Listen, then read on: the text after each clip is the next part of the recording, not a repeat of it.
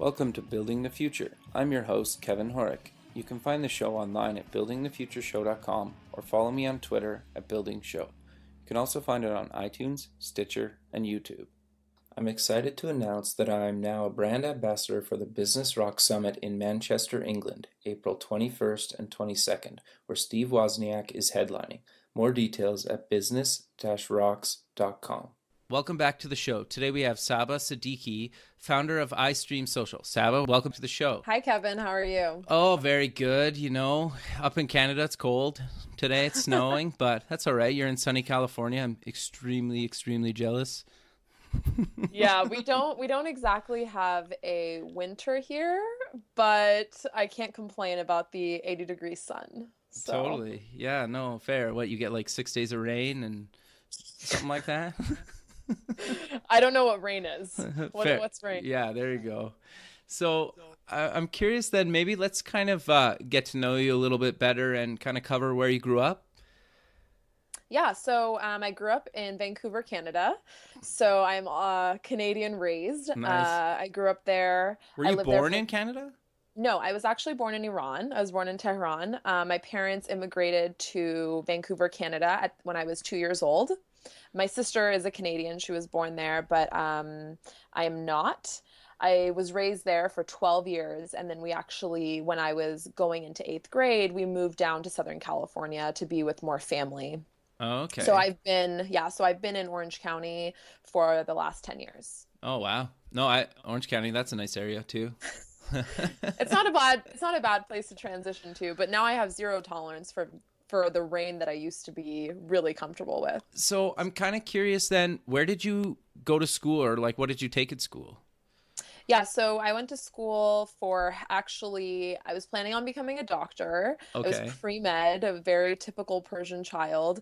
2 years into it, I decided that it's not the route for me. I needed something that was a little bit more sociable, a little bit more extroverted. Obviously, I enjoy talking and being in front of others, and so I decided to take the health policy route, more about the health management. But while I was going to school, I was working for an engineering company, and I was very involved in their accounting, their human resources, their marketing. They were a growing company, and so I was able to sort of get exposure to different parts of the company, and that's what really, I guess, sparked my interest in the business world. Okay, interesting. It's always kind of fascinating to me how people kind of go from one thing that kind of leads them into something kind of totally different. So what was there anything that was kind of got you passionate about technology, or you were just kind of more interested in the social side of things? Yeah, so I mean, I think growing up, I'm 23 years old.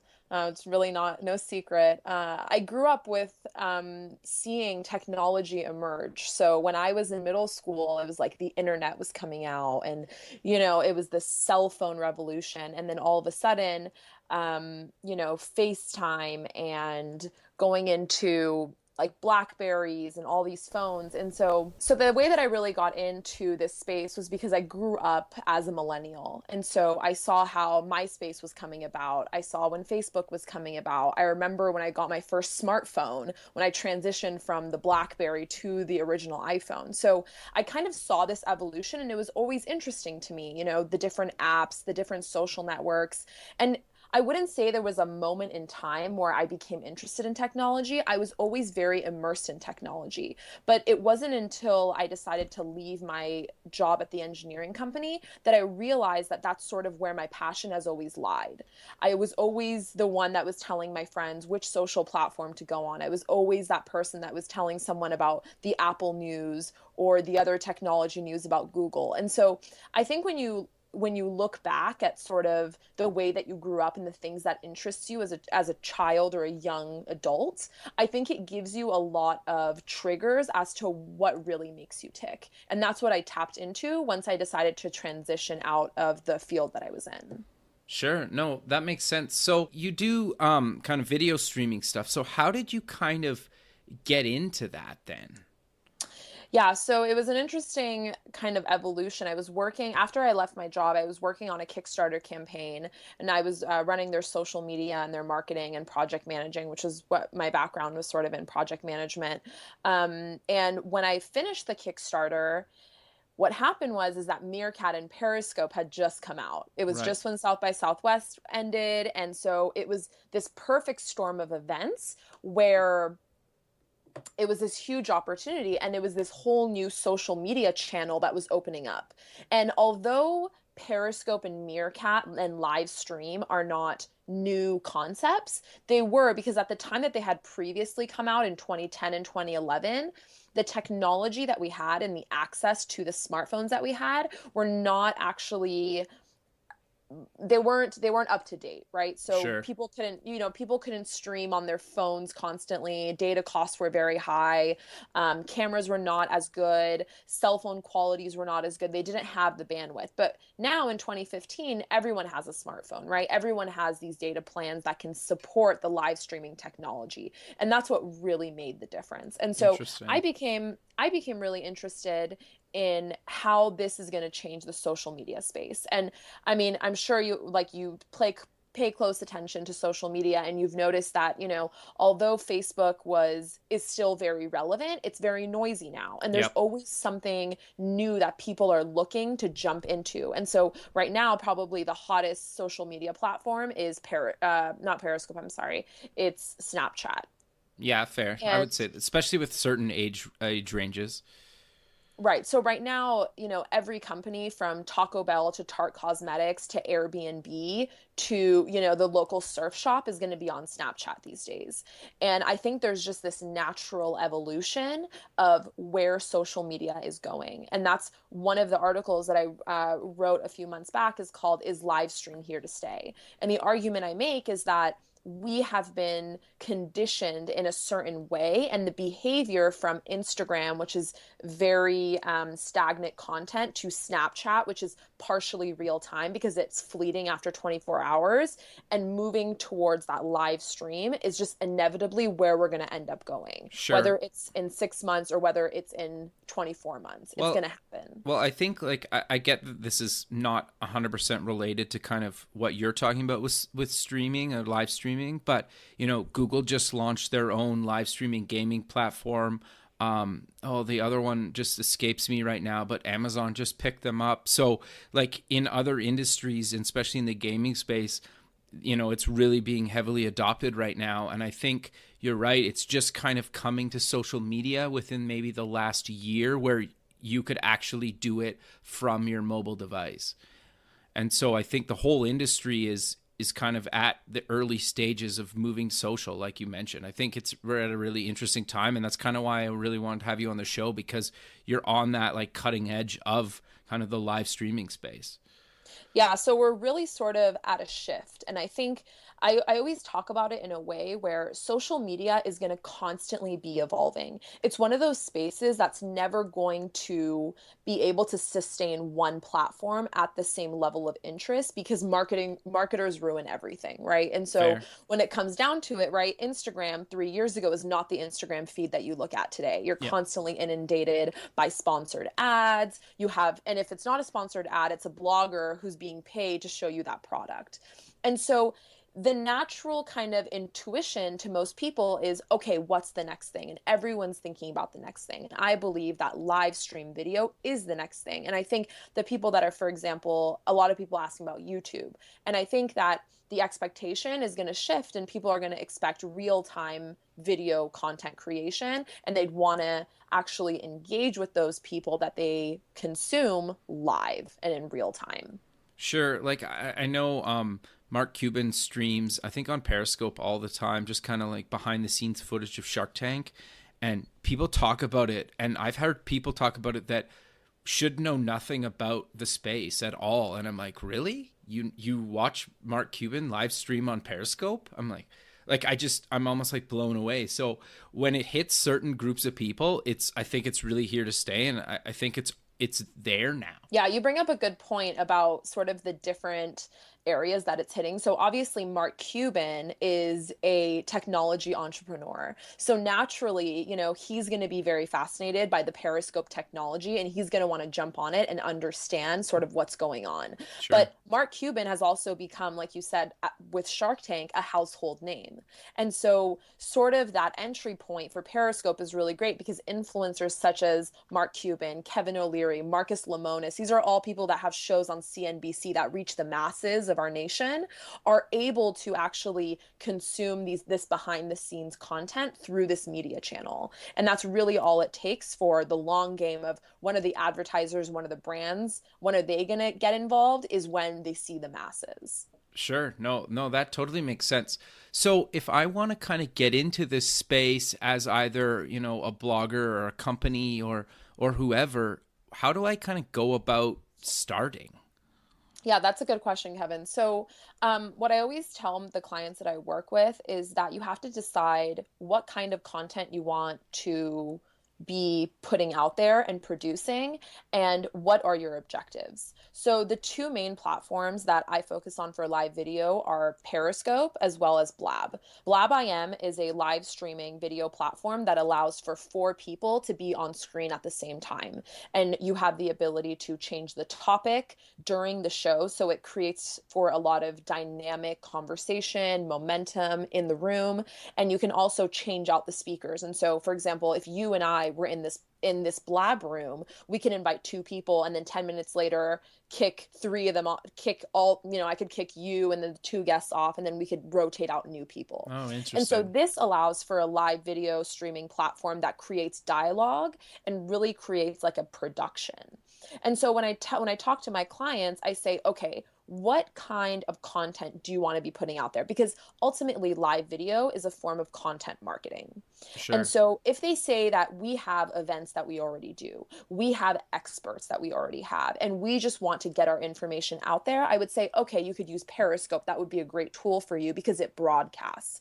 One of the companies that does this really well is, for example, Mashable does this very well. Yeah. And Sephora does this very well. So Mashable, what they do is they bring on the guy who does their movie reviews, and he talks about the movies that are coming out this week, and he tells you the reviews and sort of what his thoughts are. A very, Rotten Tomato type of format.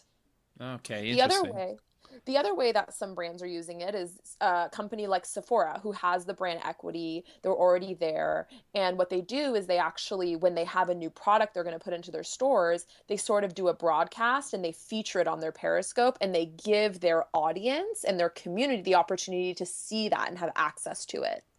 So that's a great broadcasting tool. Now, if you're a company that is not as well known, so you're not the Nikes and the Under Armours and the Lululemons of the world, it's better for you to kind of couple them and have complementary platforms. So creating a blab show where you're creating conversation around the topic that your target audience is going to be interested in, and doing like once a week production, that would probably be the best way for you to enter the space. Okay, when you Um, say production, like what does that kind of mean? Because I think the word production can scare some people off. yeah. So is that just like, you just set up the camera on your computer and just kind of go for it, or what's kind of involved when you say production, or what would you recommend to a client when you say production? Right. So, I mean, I'm using the word in the way that I use it. I don't even know what the traditional word production means. I don't know what goes into that. But the way that you can really do live stream is with one click of a button. And I only say that because most laptops these days have their built-in cameras, Sure. and you have the internet connection. And all you have to do is create that blab room, and you click join, and you're live.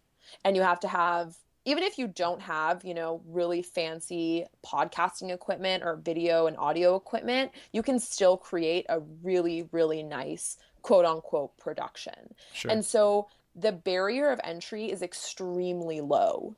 And it's even lower because the people that you're bringing on don't need to physically be where you are.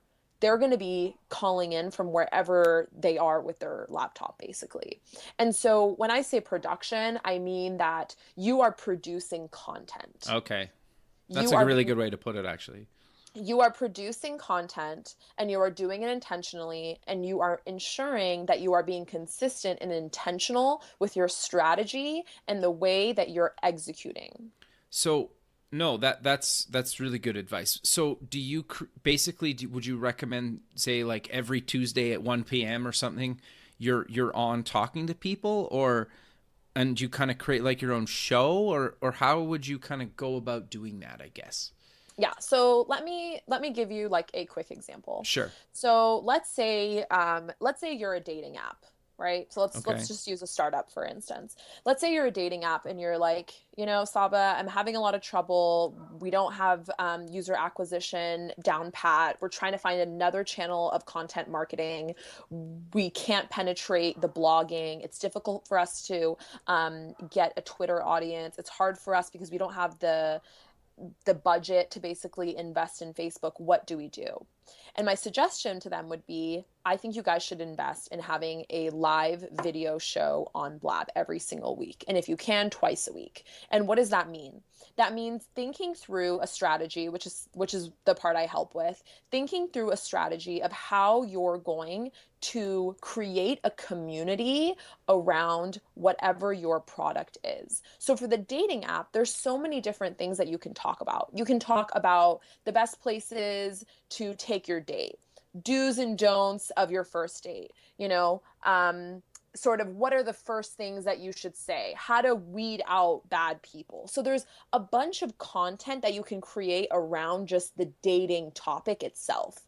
And what you do is you have co-hosts, you have a host and you have a co-host. So two people from your organization or one person from your organization. And either you guys create a dialogue with the two or three of you from the organization, or you choose to bring on guest speakers, right? Someone that has an expertise in that space or could be an addition to the conversation.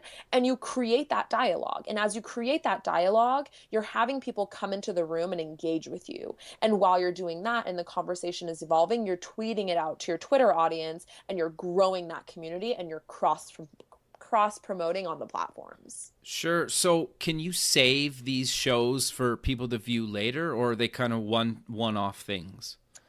Great question. So yes, so you have the ability to click record, and so the content is being recorded and you can stop it in the middle, you can press play again, and whatever content that you decide to record, it not only gets emailed to the people who have subscribed to that show that you have hopefully scheduled in advance, but you also get an email with the video file as well as the audio file Oh, for awesome. repurposing and posting on YouTube. And you can actually post your video that you recorded once it's done being live directly to YouTube from the Blab platform. Okay. So is there any video editing tools, or at least basic ones, that you can kind of edit some stuff out, or it's kind of, it's shot, it's done, you got to post it? Yeah, so I mean, you can use iMovie or Final Cut Pro to do your own Okay. editing, but the platform doesn't it doesn't like provide any sort of tools. Okay. No, that's fair. I like, realistically, if you are serious and you want to keep it, you would, like you said, it gets emailed to you, so you'd edit it, and then upload it, which makes sense, and that's not really any different than any other platform. Yes. So we're kind of talking about different approaches to social media. Do you have kind of any other advice, either in the live streaming space or kind of outside of that space, to kind of be different and stand out in a kind of a crowded space? Yeah. I think, I mean, my thesis is going to be around live stream because I think that to be different in social media, you have to be creative and you have to be doing something that people aren't doing, right? And so the perfect combination of that is, yes, you can be creative on live stream and you're in a space that other people are probably not in. And so the way that that sort of maps back to the traditional channels is that that's your call to action. So you tell your audience like, hey, we have this live show every week on Blab, come engage with us live. You create the content, you're creating a community in a place that other people are not. And then you're telling them, hey, why don't you guys like us on Facebook? That's where we run our promotions. Or follow us on Instagram. We're going to be doing this. Follow us on Twitter. We're going to be doing this. So there's different ways for you to cross promote. And that's really the key. If you use any social media platform in a vacuum, you won't be getting optimal results and you're not going to be seeing the impact that you're looking for. No, I think that's actually really good advice.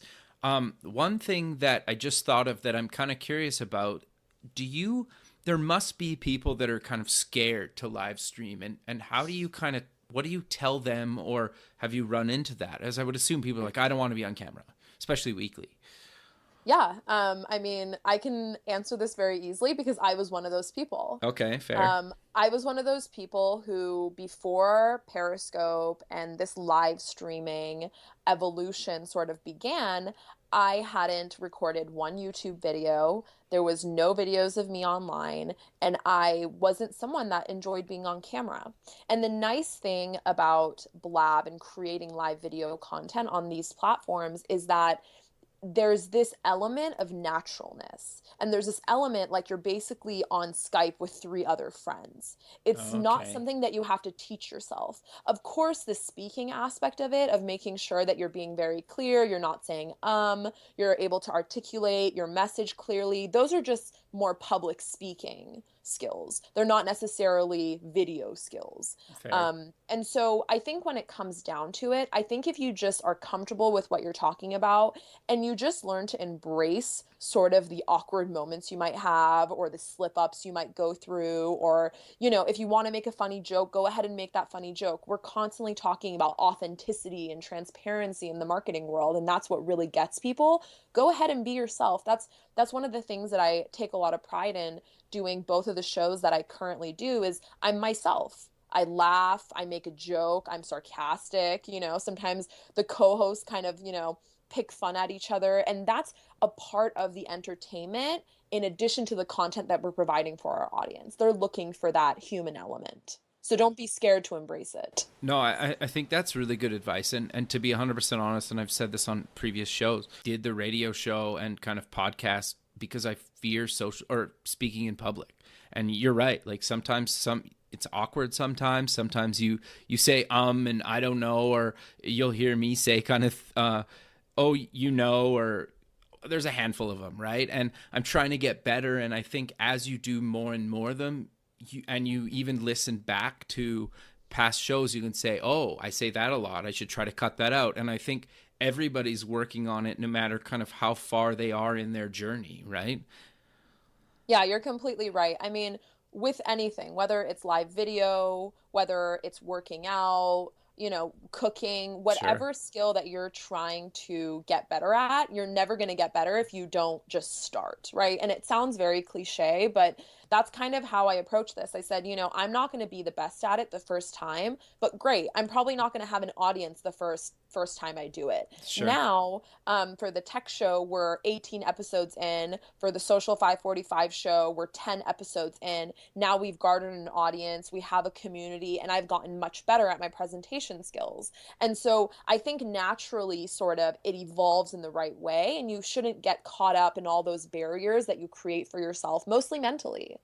Oh, totally. And I think at the end of the day, if you're putting out good content, people are willing to understand that, you know, this probably isn't what you do for a living, right? If you're the CEO of some company or whatnot, and you put out this weekly show and you're not the best public speaker, but you're passionate and you have good content, I think people overlook kind of the insecurities that you have, right? And I think the other thing that I've really found, and I'm curious to know if you've kind of found this as well in the video streaming thing, because at least talking to other podcasters, it's like the most supportive community, and it's awesome. And do you find that in the same kind of video streaming space, that people are just really supportive of other people doing it? Yeah, I mean, definitely. It's not only a very supportive space where, I mean, we're all, none of us are experts at it, right? And this is all very new, and we're Sure. all trying our best to create the best content in the best way we think is going to be valuable for the community that we expect to listen and consume.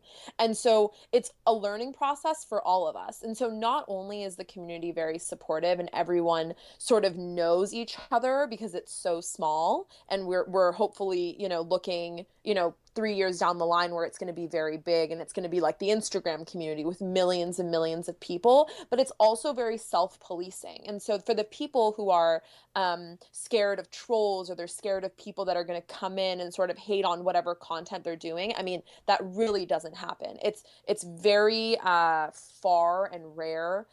There's ways to block those people in your periscopes as well as your blabs. And the people in those rooms are going to actually push those people out. So I just wanted to address that really No, quickly. no, I think that's really good advice, and I think that's super important because you're right. Some people that just that whole thing kind of freaks them out, and I think the fact that you can control that is super useful and worth mentioning. Um, we keep talking about you. You have a couple shows. I'm curious. Maybe let's cover kind of what they're about. Yeah, so the first show that I started doing was called Tech Lunch. Okay. And it's basically we talk about what's happening in tech news. And I co-host that with Saul from Brooklyn. That's his Twitter handle. I'm just used to calling him that now. Okay.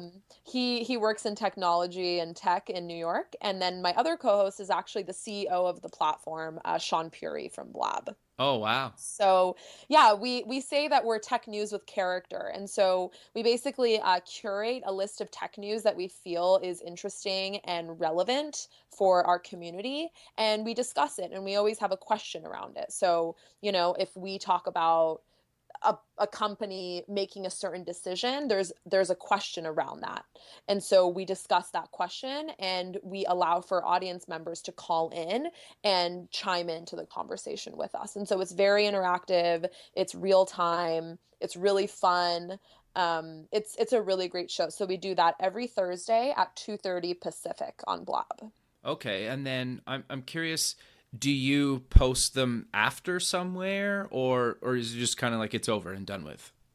So yeah, every show is recorded Okay. and they are actually curated and they're just aggregated on my Blab profile. So if you go to blab.im / Saba Sedighi, you can actually find over 40 live shows that I've currently done. And so you can watch those. So they're actually stored on your Blab channel basically for replays, or you can upload it to YouTube and push your audience to YouTube. Sure. And I'll post this in the show notes as well. So people listening can go to the website and click the link and go check out all these videos and whatnot.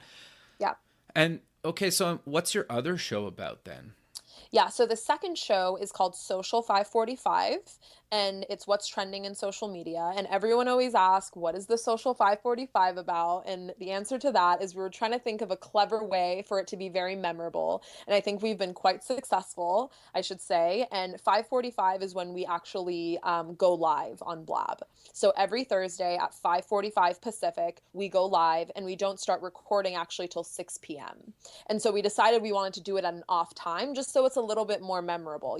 Doing it at 6 p.m. is a little bit boring. So we Sure. decided to kind of spice it up, do 5:45, and we just stuck it in the name. And we've kind of gone with it ever since. And we actually crowdsourced the name on Blab one morning. So that was really cool. But what we do is we talk about what's trending in social media. So different platforms come out with new developments. We talk about that. And in addition, we bring on different guests from brands. So for example, we've spoken to the social media manager at Experian. Oh wow. We've Right, and we've spoken to like John Ferreira, who pioneered CRM and currently is the founder of a startup called Nimble that manages social relationships and social selling. Yeah, wow. I actually I did some work for Experian like a decade or so ago at a company I worked for. So it's interesting. And then Yeah, that one, yeah. yeah, no, it's cool that you guys are doing that. So how long are the shows typically? Are they kind of just however long they take? Yeah, so this kind of goes back to your like what does it mean to produce the content? So we're very intentional with every show is 60 minutes. Okay. It's 1 hour of content. We record for 1 hour. Sometimes we'll go like 5 minutes off, but no more than that really. We have an outline of, what we want to cover during the show, sort of what the flow is going to be. It's not, to the dot every minute, but we understand sort of the topics we want to hit, what the flow of the show is going to be. There is a lot of consistency with every show with how we begin it, how we end it, what is the pace, what is the tone. My co-host for the Social 545 show is Carlos Gill. He's the head of social for BMC Software. Okay. What So do they do? Just out of curiosity. so they're just a global software company. Oh, okay. They have a whole array of products. And so we on Social 545 really focus on what's trending in social media, as well as we tie it back into how brands are utilizing social media to grow and optimize their visibility in the space. No, that's awesome. So how many people would you roughly say check out kind of the show live at one time, or is it kind of all over the map? Yeah, so we started out with probably, 40 to 60 people checking out, both shows. So, Which 60 is really for good, tech actually. lunch. Yeah, it's 60 for tech lunch and then like 60 for social 545 total. And actually, we have ramped up quite a bit. We've seen a lot of growth. We're currently at around 8 to 900 for both shows. Oh wow, that's per episode. Yes, Yeah, that's yes. holy. You guys grew that really fast then. Yeah, so one of the things that's really helped us with our growth is one that we cross promote. So we have a social 545 Twitter channel. So we're constantly promoting on there. People know the guests that we have on, as well as the Blab community has grown. So they have more users than they did 3 months ago when we began the show, and they've also incorporated some features where they feature some of the blabs live on the homepage, which creates an influx of audience. And when your content is good, they stay. Sure. No, that's really good advice.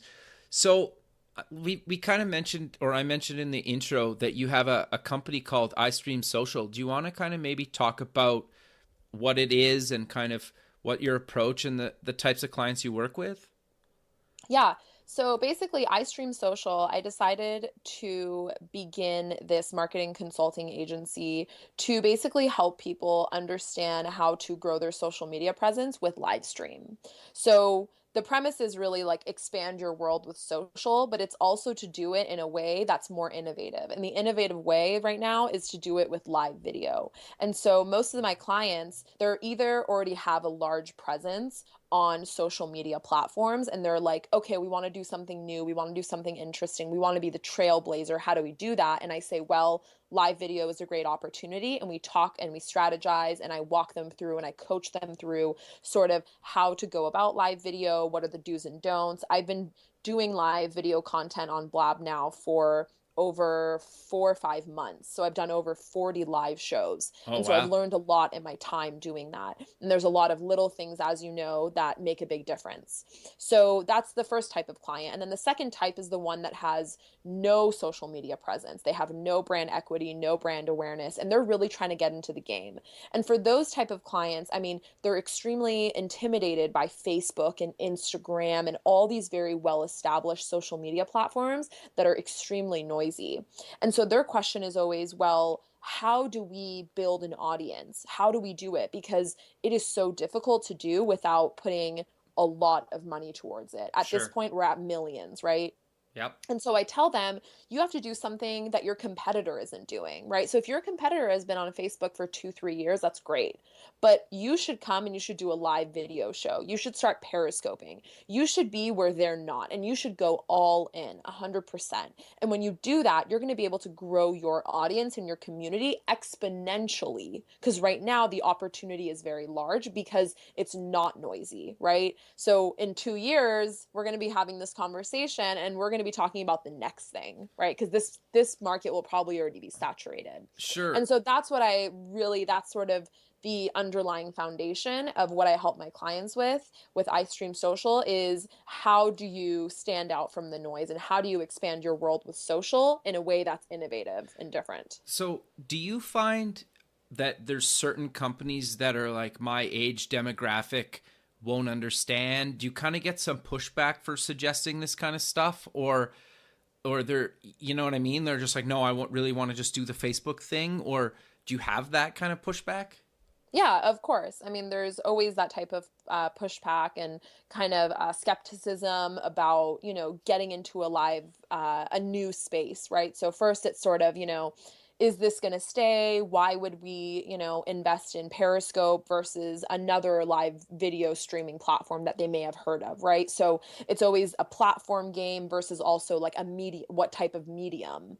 And the conversation I always have with them is just about the investment and the resources. And I tell them, you can go ahead and you can, live on Facebook, but you're going to be paying for every single post, and you're going to be competing with everyone else that's doing the exact same thing as you, right? So Sure. you're not going to get any brownie points for being on Facebook, right? Like your audience and your community and your customers are not going to see you as innovative if you're doing what everyone else is doing. Sure. And I think perception plays a lot into that. One of the reasons that we had the head of social from Experian on our show is because I met him on Blab, because he Oh, really? decided to move his Twitter chat to Blab, and they have their credit chat on Blab every week now. And I was so impressed the fact that a credit score company is using live video. Kevin, they Periscope every single day. Can you believe Really? it? No, I actually, that's awesome. But I never Yeah. would have guessed that, to be 100% Yeah. honest So with you.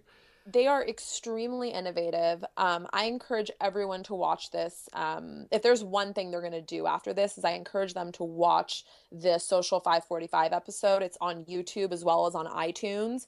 The one with Mike Delgado, where we interview him about Experian, because it is such a great example of a company that you would never think is in this space that's doing an amazing job. And he talks a lot about how they got into it, why they got into it, and the results that they have seen. Sure. No, that's actually like the perfect case study, because I can just like I worked at marketing companies in my past and whatnot, and I can just see that kind of over 50 plus client just saying like, I don't get this, I'm not doing that, this is a terrible idea.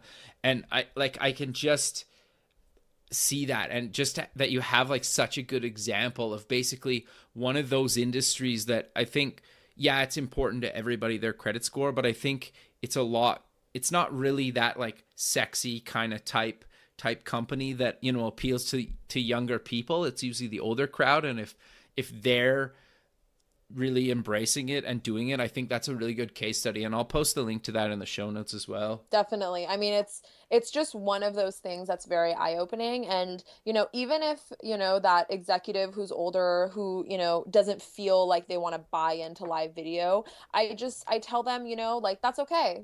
We can just spend all of the money, competing against everyone else in this space. At the end of the day, I can only present the facts, and I can present sort of my intelligent hypothesis for where I think the space is going and what I'm seeing as I'm currently personally executing on this.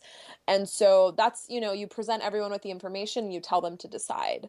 And if they go against your recommendation, at the end of the day, it's what they want and what they're looking for. But you sort of laid out, you did your due diligence. Sure. No, I think that's really good advice. And it's interesting because you got me really thinking just having this call. Like I checked out some of your episodes, and I've watched some other kind of guys' shows, and I've never done one myself.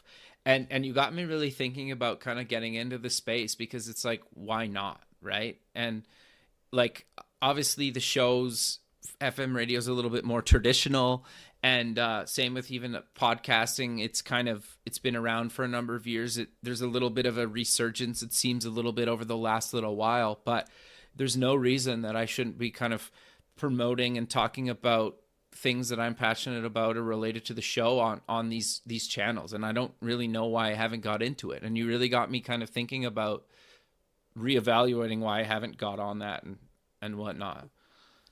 I wouldn't say that it wasn't on purpose, but it wasn't on purpose. No, but that's why I like having guests like yourself on the show, because like I said, I do the show to push myself out of my own comfort zone. And I also try to have guests that I find fascinating, that are doing things that I don't know tons about. Like I work as a creative director at a software company. So yeah, I understand the space and I follow the tech news, and like I said, I've never actually been on a Blab or tried it or used Periscope. Like I have the app, but I don't really do it myself. And I don't know why I don't, but it's talking to you has kind of made me reevaluate that. And I think that's super important. And I think the thing that I'm trying to get across when I say this is everybody's got to start somewhere. And I think just if this, you and I talking right now, can inspire, not only me and other people listening to the show, I think that's kind of why I did the show. And it sounds just from, our conversation, this is the exact reason why you started iStream Social. Yeah, exactly. And I think I remember the first time you and I communicated. Yeah. One of the things I asked you was sort of, how did you find me on Twitter, right? I don't have like 50,000 people that are following me. I'm very new to Twitter. I started my Twitter in February of this year, but I've been able to grow it to 2,400 organically very quickly, and they are very engaged. And I truly believe one of the main reasons that you were able to find me was just because I've been able to have such a large reach with my live video content because agreed. of all the shareability. Yeah, like if I remember correctly, I think you came up as like one of those suggested people to follow on Twitter, and I was like, oh, this seems like, I was like, what is this? And then I clicked your profile and I was like, oh, cool. And then I checked out a couple of your videos, and then I immediately was just like, do you want to be on the show? Because I was like fascinated by it. And then a couple of days later we had a call, and then we chatted and we scheduled this show, and it took about a month for us to record, but that was because of me, not because of you. And that's what the power of social media is, right? And now you turn me on to these new platforms that I should be on and other people should be on. And I think that's just the kind of whole cycle of this whole thing of kind of networking and figuring out new ways to promote yourself and good content and whatnot. That's awesome. Yeah, that's definitely what it just comes down to. And I think one of the reasons that I've been able to, I don't really like to use the word evangelize, but I guess speak about this so passionately is because it's been my experience. I've utilized this for my own brand and my own company, and sort of the thing that I am trying to help other people be successful at as well, because I've seen the results, I've seen the success, I've seen the reach and the opportunities that it opens for people. No, that's awesome. Sadly, we're out of time. So maybe if we could just close the show with kind of promoting where people can find iStream Social online, your different channels on the networks, and any other social media links you want to promote. Yeah, so we're actually doing a revamp of our whole website because things have just been changing so drastically. So I decided to pivot into what I spoke to you about today. So the website is not live currently, but it should be by the time this goes up. So it's going to just be istreamsocial.com. If you're looking to directly contact me, you can just email me. My email is Saba, S-A-B-A, at istreamsocial.com. You can watch my shows every week. There's 2 of them that I currently do, both on Thursdays on blab.im/Saba Sedighi, my full name. You can find me on LinkedIn. You can find me on Twitter. You can find me on Instagram. You can find me on Facebook. I'm on pretty much every social network except for, I think, Pinterest at this point. Okay, interesting. I'm also on Snapchat. I'm very bullish about Snapchat. It's actually, my Snap code is my banner photo currently on Twitter. So if you want to add me on Snapchat, it's my full name. I'm really happy to talk to anyone who's curious about live stream. You want to learn more about live stream. If you think this could be a solution or an interesting addition to your social media strategy, really just looking to educate and help people as much as I can in this space.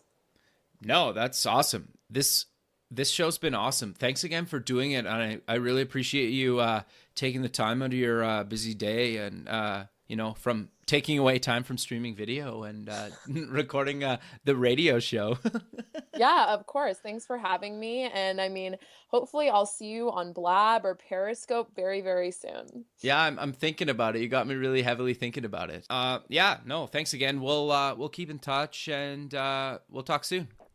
Thanks. Okay, bye. Bye. Thanks for listening. You can visit past shows at buildingthefutureshow.com. If you're going to the Startup Expo on February 16th and 17th in Fort Lauderdale, Florida, and want to record an episode, please contact me. The music for the show is by Electric Mantra. Check him out at electricmantra.com. Until next time, keep building the future.